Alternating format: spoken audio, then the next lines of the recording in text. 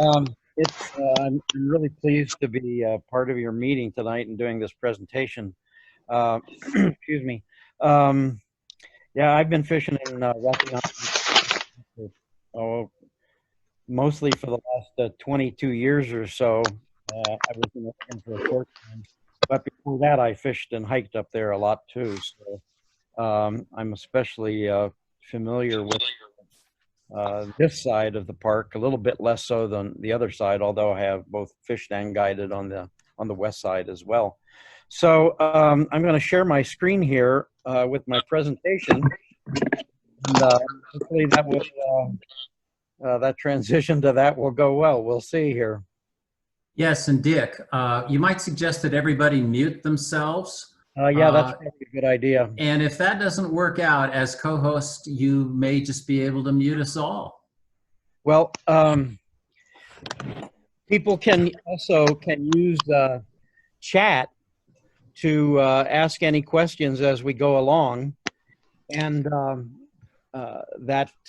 we'll try and answer those questions as we go. So, George or Brian, whoever, if you want to kind of monitor those chat questions, we can see if we can answer them as we go.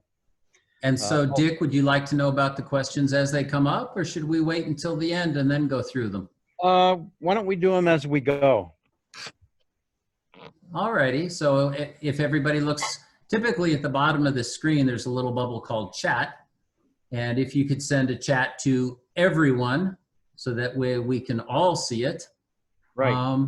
Yeah, and then we'll go over them as they come up. Okay. Can everybody see the screen with my presentation there? Yes. Okay. All right. So let's get going here.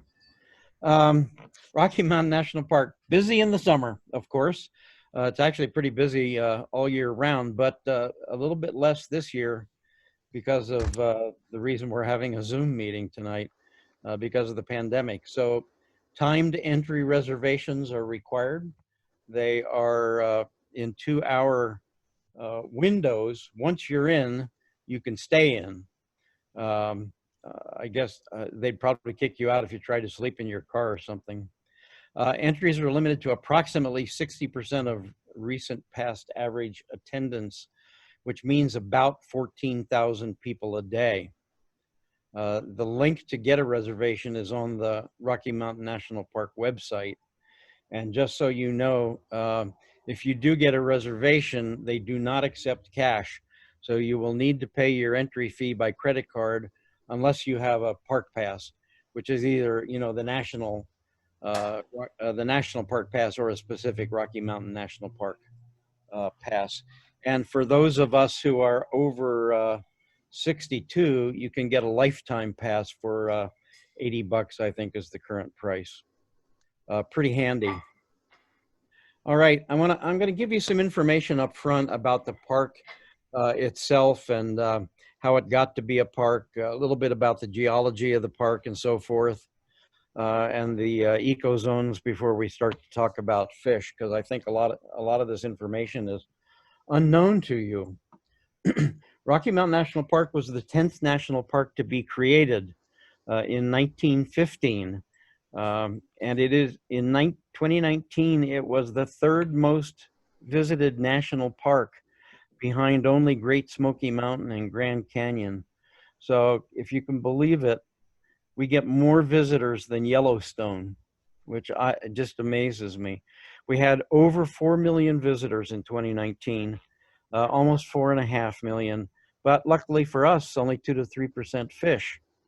I have not seen any increase in the number of people on the water this year, and I've not seen an increase in problems like they've had down there on the South Platte. The park is 415 square miles. It has 156 lakes, of which 48 hold fish. There's more than 150 miles of streams, more than 350 miles of trail, and 110 miles of road, and 72 peaks over 12,000 feet. But There's only one 14er. Anybody know what it is? It's Long's Peak. Long speak. Yeah. And it's the only 14er north of I-70, which is something that really surprised me. Most of or all the other 14ers are south in the southern half of the state. The driving force behind the park was a fellow by the name of Enos Mills. And he was a friend of John Muir. And John Muir, as you know, was very instrumental in getting Yosemite to be a park. John Muir encouraged Enos Mills to take his desire to be to create Rocky Mountain National Park, and instigated him to write 2,000 letters, give over 40 lectures, submit a bunch of photos to Congress. And the act that created the park was signed by Woodrow Wilson in 1915, as I mentioned. Our park got to be a park, the mountains got to be the mountains that are now the park, courtesy of the Laramide orogeny. And orogeny simply is building things, geologically speaking. And those mountains were built from 70 to 25 million years ago. A lot of controversy about exactly what caused that orogeny, but a lot of people speculate that it was created by the Farallon plate being pushed underneath the North American plate. So if you're interested in that, there's a lot of interesting things you can read. We've had two major glacial periods, the most recent of which ended about 12,000 years ago. And if you are a keen observer, you will see a lot of glacial features in the park, in the high peaks, among the high peaks, that you can see even from Moraine Park. You can see the cirques where snow accumulates and becomes glaciers, or it did once upon a time, and those glaciers flowed down through those valleys. And a typical one on the east side is Glacier Gorge. So if you ever go up the Glacier Gorge Trail, it's very easy to see how those glaciers carved some of the sharp and pointy peaks, how hanging valleys are left because the ice is now melted. And as those glaciers pushed down through the valleys, they created some beautiful, beautiful parks and valleys like Moraine Park and Horseshoe Park here on the east side. And the major one on the west side is Kawanichi Valley, where the Colorado River flows. And one of the things that glaciers do is they push dirt and rocks and boulders and other material ahead of them at their snout. And they also create lateral moraines along the sides. So when you drive into Rocky Mountain National Park, if you go through the Beaver Meadows entrance, you will, as you go through those curves that drop you down to Moraine Park, you're coming down over the north lateral moraine. And on the west side of Moraine Park, you'll see the south, or pardon me, on the south side, there's the south lateral moraine. And those are ridges that define the edges of the glacier that once ran down through there. You'll see those lateral moraines also in the other big parks and valleys. Then there's this thing, these things called roches moutonnées, which sort of a literal translation from French means mutton rocks. So again, if you're in Moraine Park, and you'll see these humps of very hard granite that the glaciers couldn't move, so it pushed up over them and created a teardrop shape, but with the tail of the teardrop pointing upstream rather than downstream. And if you go up to the top of any of those roches moutonnées, you will find polished and scratched rocks on top from the boulders and rocks that were carried along by the glacier. So I find the geology to be quite interesting. The area of the park has been historically populated by native peoples. Starting in about 9,000 BCE was the best guess, which is about 11,000 years ago, about the time the glaciers started to melt away. And the Utes and Arapahoes particularly used the park for hunting during the 15th to 19th centuries.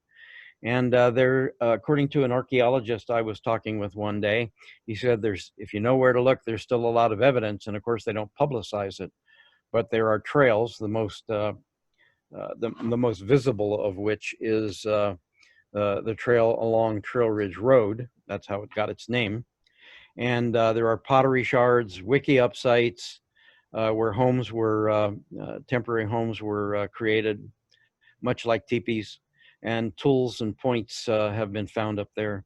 But sadly, like most of the rest of the West and most of the rest of North America, white settlers displaced those native peoples in the 18th to 19th centuries, and they are now, at least the Utes are, confined on reservations, mostly in southwestern part of Colorado. Okay, we have 3 ecosystems in Rocky Mountain National Park, the first of which is the Montane Ecosystem. That's roughly from, that's the foothills part of the park, up to about 9,000 feet or so. And the forests there are primarily ponderosa and lodgepole pine. You see some spruce and fir, aspens, alders, birch, other hardwood trees that mostly grow along creeks, and then the typical wildflowers, shrubs, and grasses. Down at the bottom of the screen there, you see that beautiful orange lily. That's called a wood lily. It's probably the rarest flower in the park. And there are a couple patches up along Cub Creek. They're just beautiful. They only bloom for about a week, so you're lucky if you catch one. The birds we see, western bluebirds, chickadees, golden eagles, crows and ravens, nuthatches, magpies, tanagers, and of course turkeys. And turkeys I've seen up to almost 10,000 feet in the park. The typical animals you'll see are the deer and elk. Bears, although you won't see them very often. In the 50 years or so I've been fooling around in the park, I've only ever seen bears 3 times. Mountain lions are pretty rare. The estimates are that there are probably not more than about 30 bears in the entire park, and probably fewer than those mountain lions. There's bighorn sheep, which mostly you'll see over by Sheep Lakes along the Fall River in Horseshoe Park at Sheep Lakes, aptly named. And then there are coyotes, badgers, ground squirrels, and others.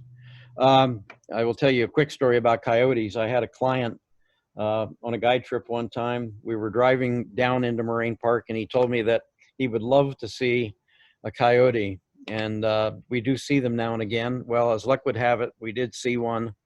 He crossed the road in front of us, stopped about 10 feet off the road, started digging, came up with a ground squirrel and proceeded to eat it in front of us.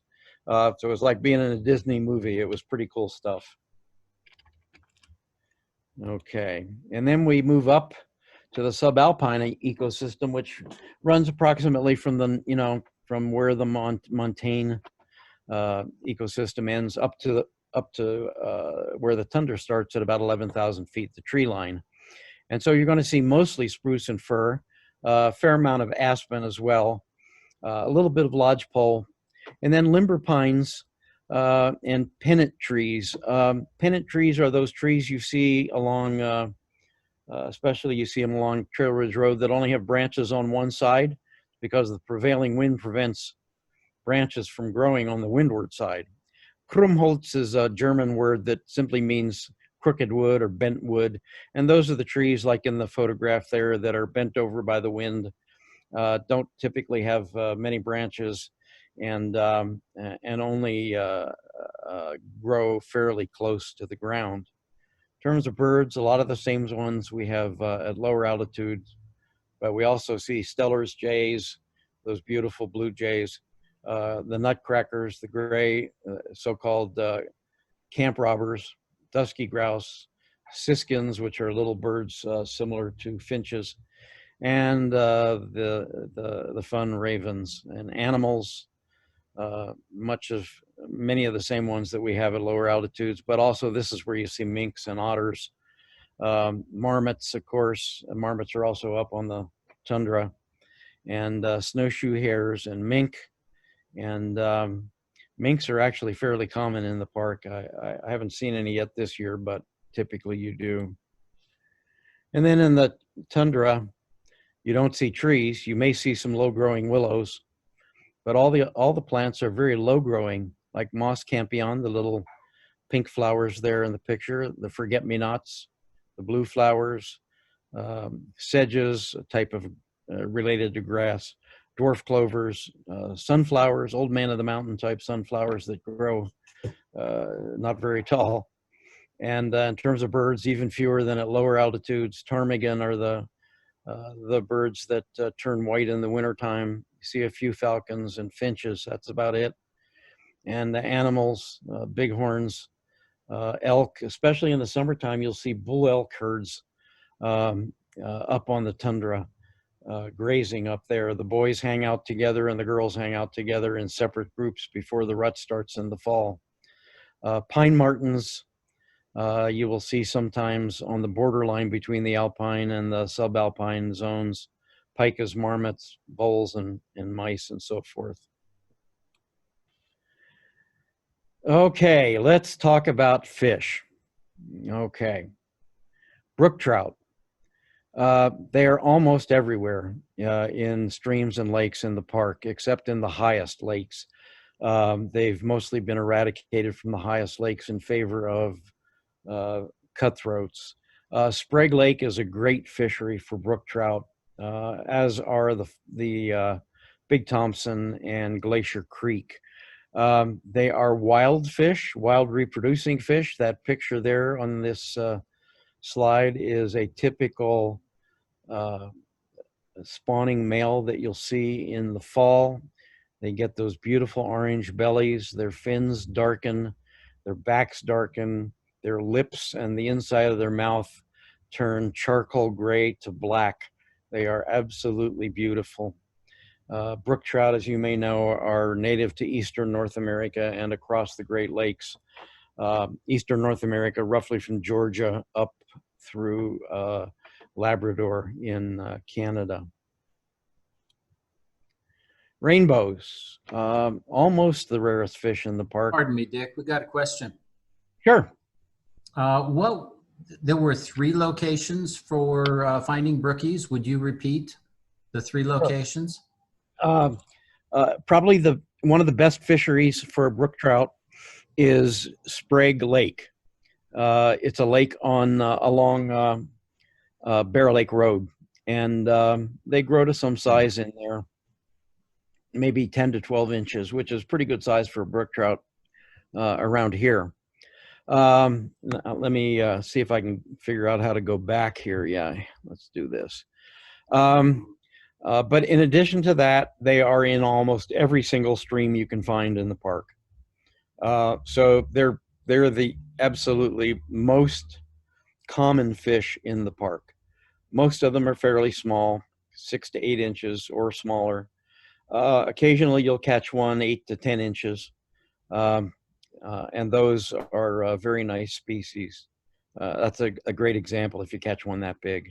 But they are not in most of the high lakes. They're in some, but not mostly. They've been eradicated in high lakes in favor of cutthroats. Does that answer the question, I hope?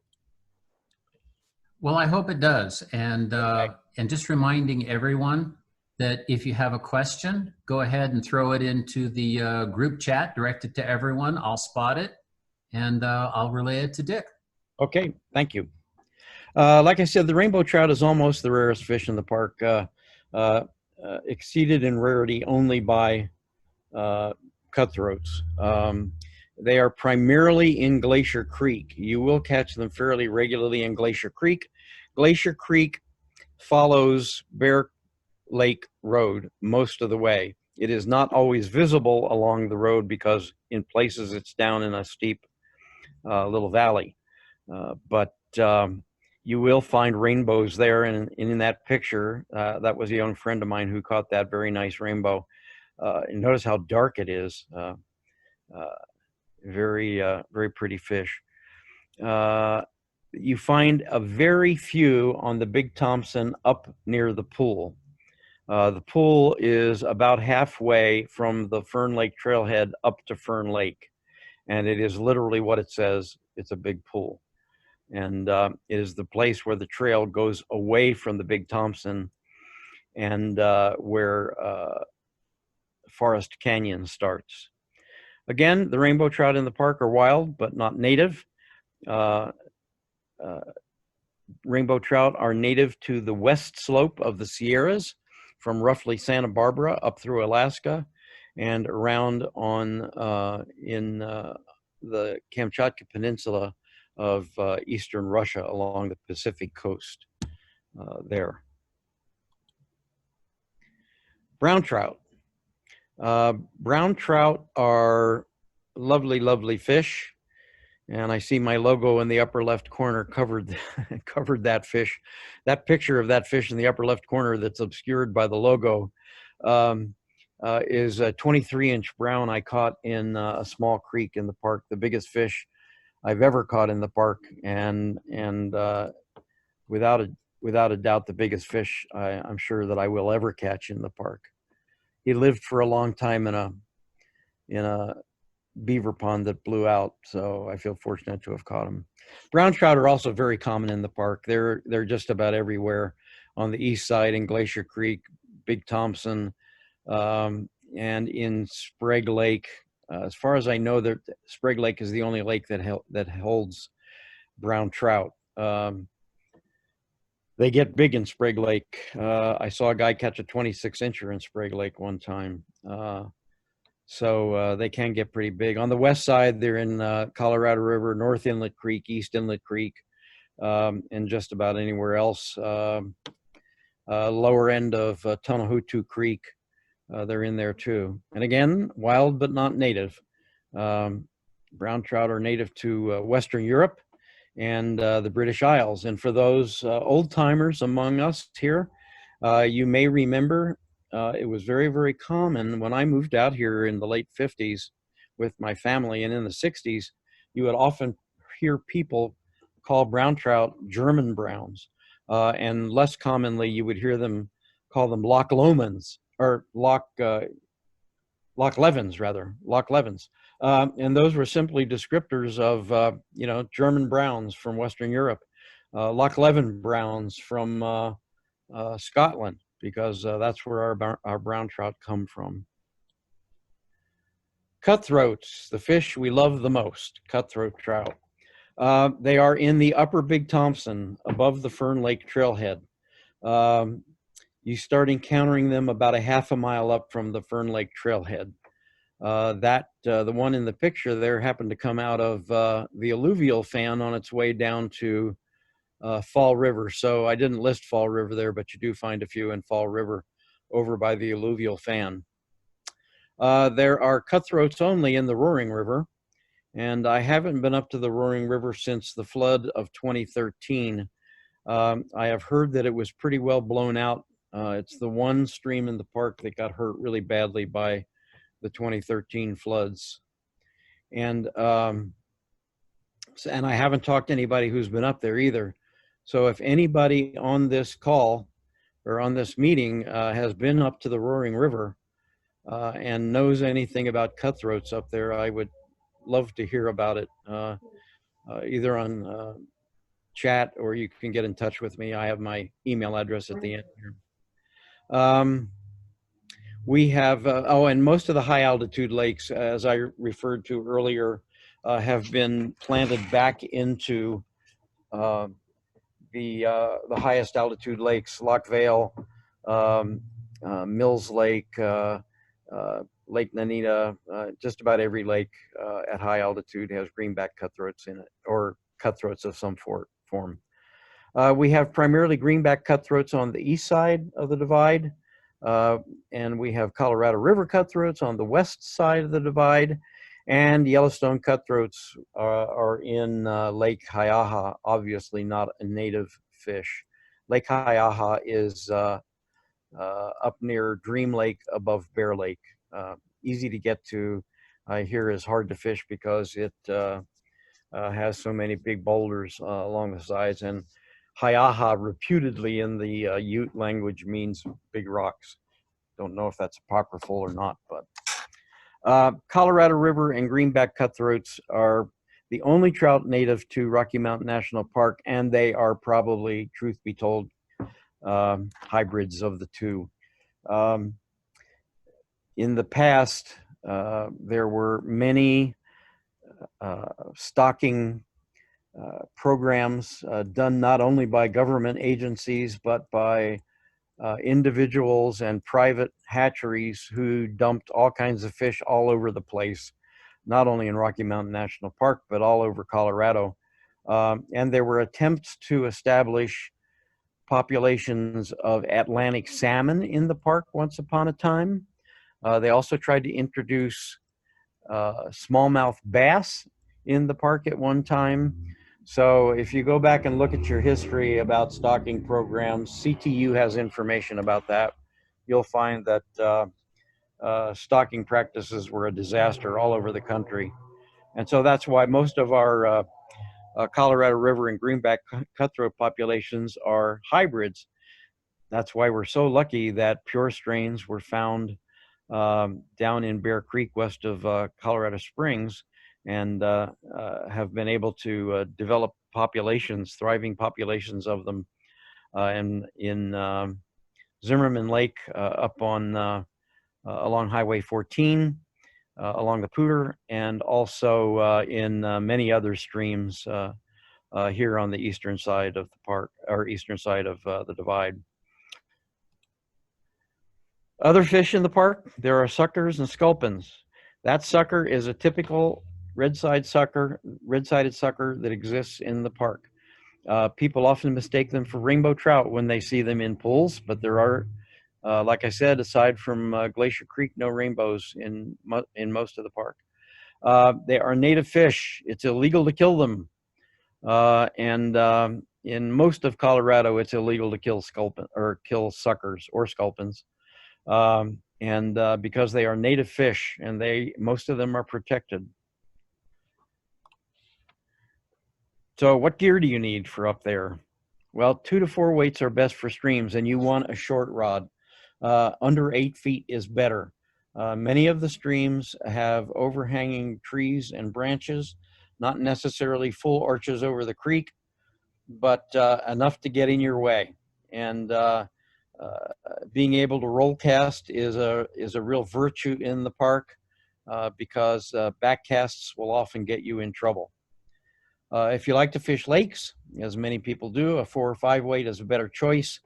You'll often be fishing some streamers as well as extremely tiny midges, and wind can often be a problem at the lakes. And also, you often will need to make longer casts in lakes, so a heavier rod works well. Hey, Dick, I've got a chat comment. Okay. Sorry to interrupt. That's all right. But this is from Sven, who may be Steve Schweitzer. Not sure. But anyway, he says, and I quote, "I fished the Roaring from the footbridge upstream more than 1.5 miles just 3 weeks ago. Didn't see a fish. Still a sad affair for the river." Oh, what a shame to hear. So there's a little update for you. I was afraid that that was the case. People have been asking me, and I haven't had an answer, so I'm glad to hear that. I'm sad to hear it, but I'm glad to have the info. In terms of reels, a single action, simple reel is fine. You don't need anything really fancy. Feel free to take your hatch and your Winston Pure wherever you go. That's fine, but you don't need anything really fancy. A drag is not necessary in most places. However, if you go to the high lakes where you might catch an 18-inch fish, having a good reel with a drag is particularly useful. For wading, this time of the year, wet wading is great. The water temperatures are nice. And on the hot days in the summertime, if you get out of the water, you can hardly wait to get back in. It's useful to wear long pants because the mosquitoes this time of the year are pretty bad. Not as bad as North Park, but bad enough. But for the cooler times of the year, waist highs are darn near perfect. Yeah, rarely do you need to get in more than waist deep, and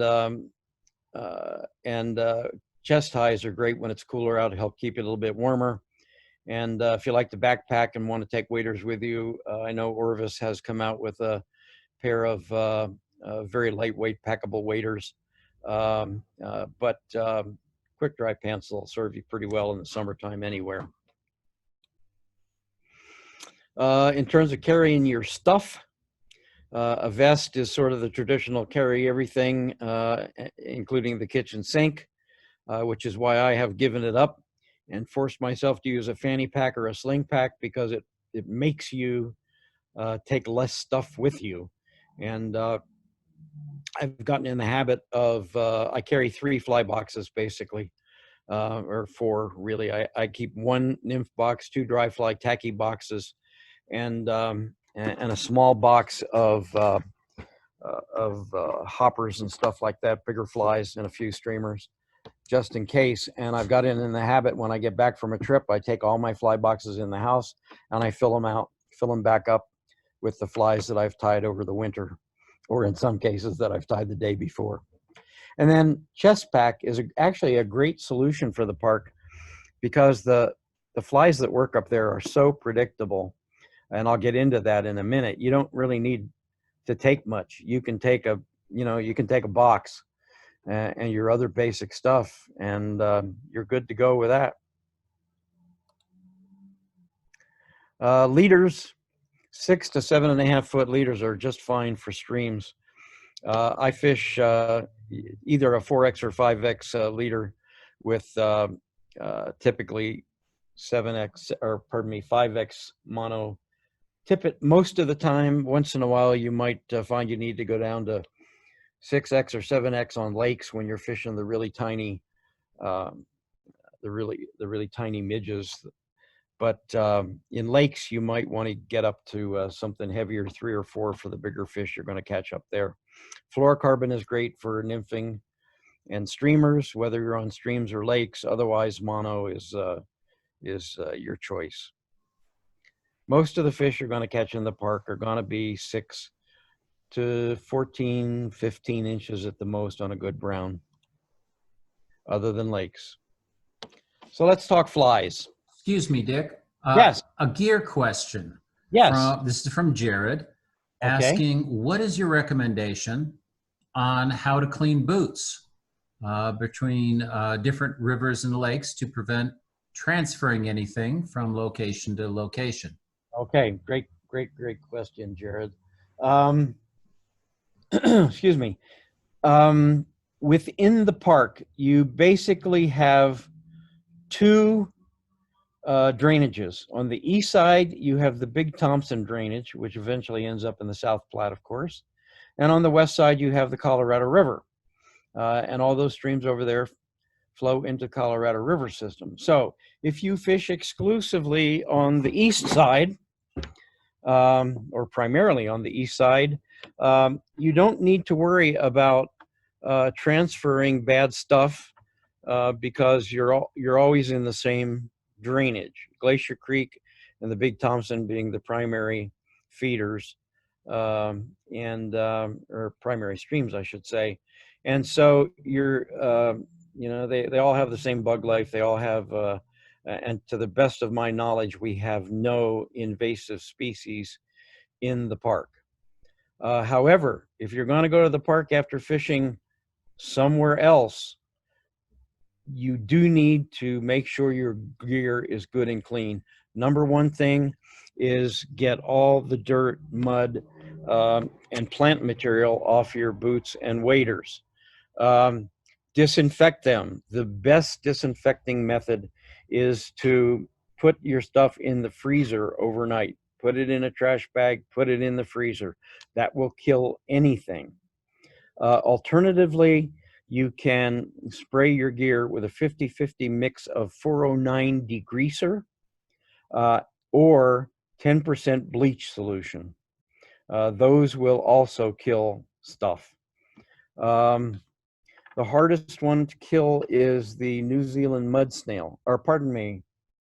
No, yes, the New Zealand mud snail, because they have an operculum that they can close, and they can live for quite a while with their shells sealed up. But the other stuff, rock snot, Didymo, or zebra or quagga mussels, and most other bad stuff, including whirling disease, can be killed by the methods I just mentioned to you. I was on the frying pan yesterday. Frying pan has whirling disease. Before I go on a guide trip tomorrow morning, I'm going to, I will put some bleach solution on my gear because I don't want to take the chance of getting that into the park. So that's really important to do. Here at the shop, after guide trips, since we only guide in the park, or primarily only in the park, all of our gear gets cleaned off and hosed off and then sprayed with a bleach, or sprayed with 409 to keep it clean. So excellent question. If you're going to fish both the east side and the west side, I would disinfect my gear between those two drainages just to be safe. Just to be safe, even though we don't know of any bad stuff in the park. Okay, for early spring, when the ice first goes off, typically happens around the 1st of April. Water is low. You're not going to see much, if any, dry flies. You might see a few BWOs. You might see a few gnats. You might see a few midges that time of the year. That's about all. So you're going to want to nymph, even though the water is shallow, or use a dry dropper setup. And the flies you want to use are the typical flies, the typical nymphs that we use here in Colorado: the gold-ribbed hare's ear, pheasant tails, princes, and so forth. If you have a special favorite, use that by all means. And double nymphing rigs are the most effective. So your droppers or trailers with that beadhead nymph are going to be San Juan worms, pink San Juan worms especially, but purple would be my second choice. And then midge larvae and pupae, things like a mercury, a black mercury midge, or black zebra midge, or red zebra midge, or something like that, rainbow warriors, those typical things. If you do see any midges around, Griffith's gnat or BWO, if there are BWOs around, are good choices. Those are all going to be very small flies, and your nymphs are going to be smaller too, 14s to 18s, nothing really big. But the fish are really hungry because they haven't gotten to eat. And as soon as the water hits about 40, a little over 40 degrees, they start to move around, the bugs start to move around, and things start going. But here's my favorite springtime fly. It's the blue-wing olive. It's especially effective when used with gin and vermouth. Too bad everybody's muted. I can't hear them laughing, but I can see a couple of you laughing. During runoff, runoff starts to get going in the park, typically about mid-May, and starts to ramp up, and is usually mostly over by about the 4th of July or a little bit after. In fact, this year we had such a good snowpack that some of the streams are still a little bit high. Wading is still a little sketchy here and there. So during runoff, you want to use all those same nymph patterns. And because the caddis start to get stirred up by the higher water, you're going to want Steve Schweitzer's Taboo Caddis Emerger. John Barr's Graphic Caddis is a great caddis emerger. Cased, if you have other favorite cased or uncased caddis larvae, and Gary LaFontaine's Deep Sparkle Pupa, those are all good dropper type flies to use behind a beadhead nymph. You may see in some backwaters some caddis hatching, although it would be somewhat unusual. But if it does happen, try an elk hair caddis or an EC caddis, your favorite caddis pattern. But nymph rigs are probably the best. Although you can go back to that dry dropper rig with a, something big enough to hold up a good size, a 14 or 16 or 18 beadhead nymph as your dropper. Summer and fall, our favorite time, at least my favorite time up there. Um, we get good mayfly hatches. Right now, PMDs are our primary hatch. I've heard reports of a few green drakes. There are never a lot of green drakes in the park. Red quills will be starting here pretty quickly, and red quills hatch almost every single afternoon at around 4 o'clock. Good caddis hatches, red quills, PMDs, yellow sallies, the real tiny chloropurlid stoneflies, the kind of greenish yellow ones, and a few golden stones. Gray drakes are pretty much already over, but you might see some of those lingering. Standard patterns, Adams, parachute Adams, red quills, PMD patterns, gray drakes, green drakes, bar emergers, other little emerger patterns like my little used to be that's there below that red quill, RS2s, whatever your favorite mayfly emerger pattern is, that'll be a pretty good one. And your nymph patterns are going to be hare's ear, pheasant tails, copper johns, princes. And the last few years, I have started using a lot of soft tackle droppers through the summer. Again, Schweitzer's taboo caddis has been an excellent one. I've come up with a few soft tackle patterns as well that work pretty well. Recently, I've been using a beadhead, a small sizes 16 or 18 beadhead pheasant tail with an orange bead, and that's been very, very productive for me. And I've also tied up some biot-bodied soft tackle flies with mostly ice dub thoraxes and partridge tails and hackle, and those have been working for me very, very well in the summertime. For caddis, you want to use your favorite elk or your favorite caddis patterns that I've listed there. The lime trude, the one that's up here where my cursor is one of my very favorite caddis / attractor patterns for the summertime. I don't know what it is. It must be the fact that the color green is so visible, but fish just hammer that sucker. There's the taboo caddis of Steve Schweitzer's design. Great pattern. And then other ones, again, the sparkle puper, the graphic caddis, this little peking caddis type fly called the Tar Heel caddis larva that was designed by Josh Stevens from the U.S. fly fishing team, has been a great producer for me. And then your terrestrials and attractors. A lot of people think that terrestrial insect patterns don't work unless those bugs are on the water, and that is not the case. Anytime, once the water warms up, hoppers, beetles, and ants become great attractor patterns. I haven't seen a single hopper around the park yet. I have seen some beetles and quite a few ants, but fish a hopper pattern, fish will take it. They're looking for something big and meaty to eat. Think about it this way: the browns and brookies spawn in the spring, or pardon me, in the fall, and the greenbacks and cutthroats and other cutthroats and rainbows in the spring, and they got to fatten up, so they're eating machines. In lakes, you want to use all your little flies. Let's talk about good places to go. And I call this favorite places. They're not just my favorite places. They're favorite places of all the people that I know that love and fish Rocky Mountain National Park, including a lot of our customers here at the Laughing Grizzly. The Big Thompson in Moraine Park is a wonderful fishery. It tends to get a lot of attention on the east and west ends, so the middle part of Moraine Park is the best.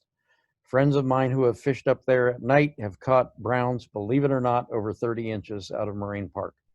So if you want to go fish after dark with a mouse pattern or big articulated streamers, that's the place to go. Cub Creek, I put in quotes because Cub Creek is actually a side channel of the Big Thompson that comes out up around the Cub Lake trailhead, runs along the south lateral moraine on the south side of Moraine Park, and comes back in at that little parking lot on the east end of Moraine Park. But on the map, it looks like it comes out of Cub Lake, so everybody calls it Cub Creek. Great fishery. especially during runoff because it never gets all that high. And because it's a little higher during runoff, the fish are not quite so skittish. This time of the year, it starts getting pretty low and the fish get very skittish. So you're fishing a 10-foot wide stream with 30-foot casts, and there are other places that are easier fishing. On the Big T, from the Cub Lake Trailhead to the Fern Lake Trailhead is a great reach. You start seeing some cutthroats in that section also. Lots of browns and brookies too.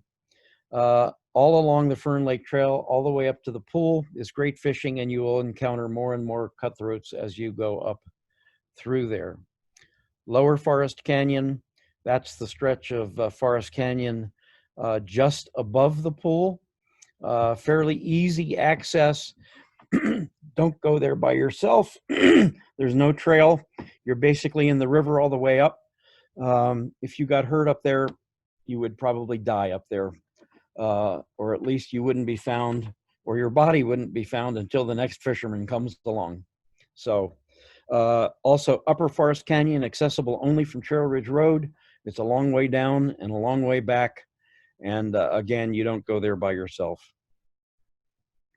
Forest Canyon on the lower end is an absolutely beautiful place to fish.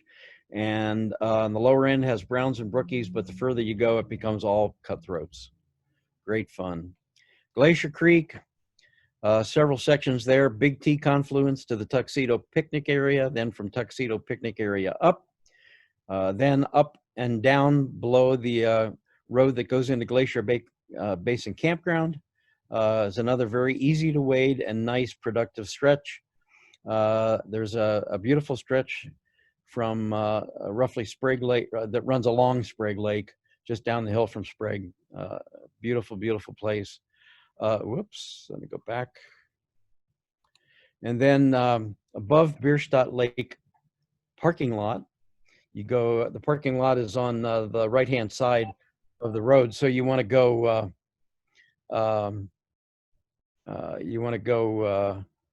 across the road and down to the stream. And then the upper part. Fall River here on the east side, Horseshoe Park, and all along there in the Fall River, over across from Sheep Lakes is great. And then above Long Lake Trailhead up to the End of Valley Picnic area and beyond. Roaring River we just heard about, so we'll not talk about that. North St. Vrain Creek and Wild Basin, again, you've got several stretches in there. The first stretch above Copeland Lake, and then from the second bridge up to the ranger station, and then from the ranger station up to Callisto Cascades and even further. There are some beautiful lakes up there, which I'll get to in a minute. Above the ranger station, you're going to find a lot of greenbacks, a lot of cutthroats up there. So that's, if you like to catch cutthroats, that's the place to go. Below that, nice browns and brookies. On the west side, the Colorado River and its tributaries, North Inlet Creek, East Inlet Creek. High up on both North and East Inlet Creek, you'll find some cutthroats, some Colorado River cuts. Tanahutu Creek, kind of in its lower section, has some cutthroats. The area known as Big Meadow is a great brook trout fishery. That's pretty much all that's up there.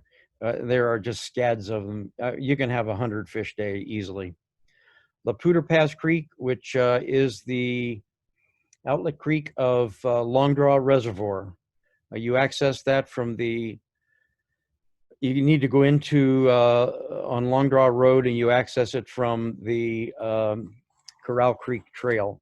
That Corral Creek Trail also takes you down to the Pooter in that area, and it's a pretty small stream down in that place. Lakes, as I said, there's 140 some or 156 lakes, something like that. 48 of them have fish. Popular ones are Dream Lake, Lawn Lake, Fern Lake, Hiaha, Sprague, Pear Lake, Coney Lake, all, and Hutchinson Lakes, all on the east side. Also Mills in the Lock, Lake Nanita, Thunder Lake, Haynack, Mirror, Spruce is on the east side. There are just so many lakes. The book you need to have is Steve Schweitzer's book about Fly Fishing Guide to Rocky Mountain National Park. If you read the Drake magazine, there's always the feature called Page 6 Chicks. Well, in Steve's book, there's Page 6 Chicks, which is a picture of me on fishing a hole up on Glacier Creek. And I helped Steve edit that book as well. It is the best resource on Rocky Mountain National Park. And so finally, my advice to you is take a kid fishing. There is, there's an awful lot of us older folks who fly fish, and we are a great resource to younger people, not just kids, but our own kids. And so take a kid fishing, teach him or her how to do this wonderful thing that is a lifetime devotion, a lifetime passion, a lifetime obsession in the best way. Best way. That's why I do the youth work that I do with both my own chapter and with Colorado Trout Unlimited. So if you want to book a trip with me or one of our other fine guides, you can do that by calling our shop. There's our number. Oh, there should be a 0 on the end of that, 9110. Sorry about that. Or you can book your own trip right on our website, laughinggrizzlyflyshop.net.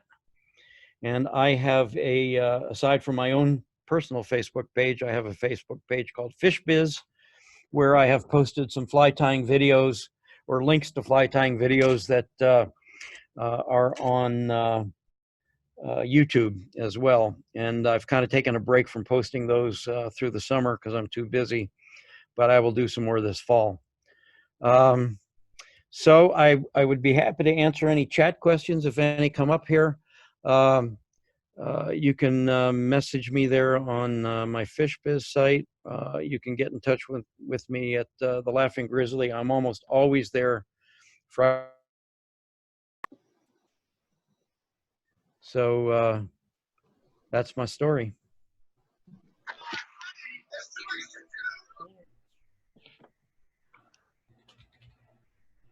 And you're sticking to it. I'm sticking to it.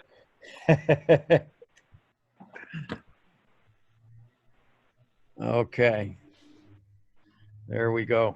Well, Dick, I've unmuted everyone. As long as we okay, great.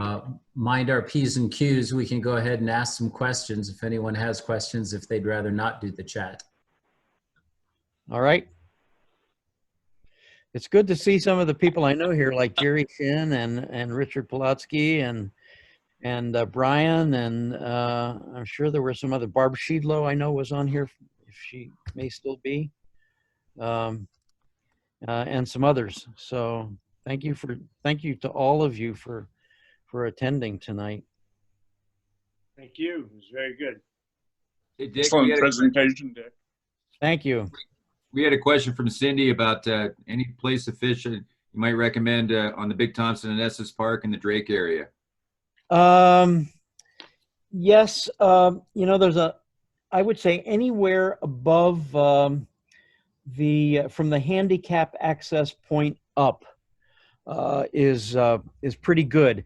It gets terribly crowded any day of the week, and so to find a good place to fish, you got to get up there early. You got to get there by 7 o'clock, or you're not gonna probably find a decent place to fish. It gets that crowded, but there are some nice fish in there. Another place close by there, the North Fork of the Big Thompson comes in right at Drake, and if you go back the road that follows that up toward Glen Haven, there is some very fine fishing up there, including having some cutthroats.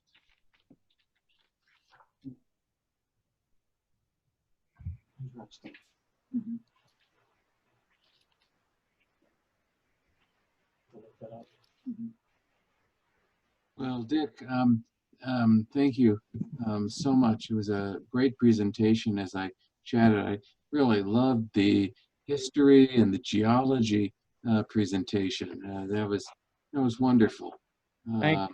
Thank you. Yeah. Any other comments or questions?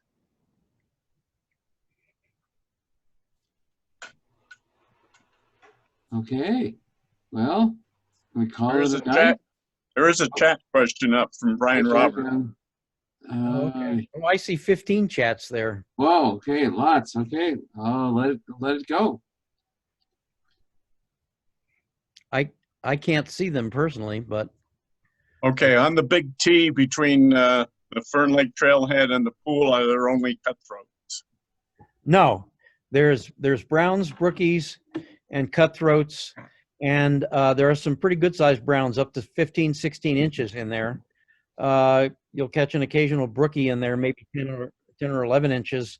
The further up you go toward the pool, the more cutthroats you will see. They are not the dominant species, however. There are a few rainbows in the last, I'd say the last 400 yards before the pool. Not very many. It's one of the few places where you can get a Grand Slam on one stream in the park, if you're lucky. Dick, we have a question from Sunny wondering, can you take a float tube anywhere in Rocky Mountain National Park? Yes, you can. You are allowed to use a personal non-motorized watercraft on any body of water in the park. You'd be hard pressed to get a boat on anything in the park, but a float tube certainly is a great option if you don't mind carrying it. The closest you can, Sprague Lake you can drive to, so that's easy. The next easiest one that I know of would be Sprague Lake, or Dream Lake, which is about a 1 mile hike. So if you get some backpack straps for your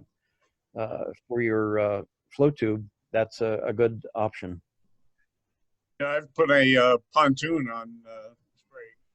Sure, yeah, pontoons or kayaks. Very, very easy access and fun little lake. It is. It definitely is. Are there any fish still in Lily Lake? I have heard conflicting reports about Lily. Several people who have fished it in recent years have told me that they have not caught anything. I've heard other people say, yes, they've seen fish in there, but haven't caught any. A ranger told me that park staff thinks it winter killed. So I don't know the story beyond what I just said. I see Sven says he got his season's first Grand Slam on something.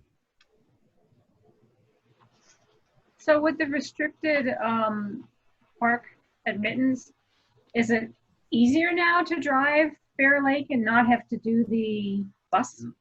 Nope. It still fills up. I've been up as early as 9 o'clock in the morning where the flashing signs say, Bear Lake parking full, take the shuttle. And so if you want to go to Sprague Lake, do you just take the shuttle then? No, you can go to Sprague. That's not a problem. Is there no parking there? But there's usually some parking at Sprague Lake. Yeah, you can usually find some. If you can't, then it's not too far to backtrack back down to the park and ride. And there are other pullouts on your way up there to Sprague that you can access the creek from. Does the bus drop you off there also? Yeah. The bus stops at Sprague. It stops at Glacier Gorge, and it stops at Bear Lake. So, even if you got off at one of those and wanted to go somewhere else. Oh, it also stops at Bierstadt Lake Trailhead. So, it wouldn't be too far a walk to get access to other places. Dick, there are a couple more chat comments. Okay. From Sven, also known as Steve. Not only did he say he got his first Grand Slam on Glacier this past weekend, but he says the park in general is entering prime time summer dry fly fishing. So don't forget your ants. That's exactly right. And that's spelled ANTS.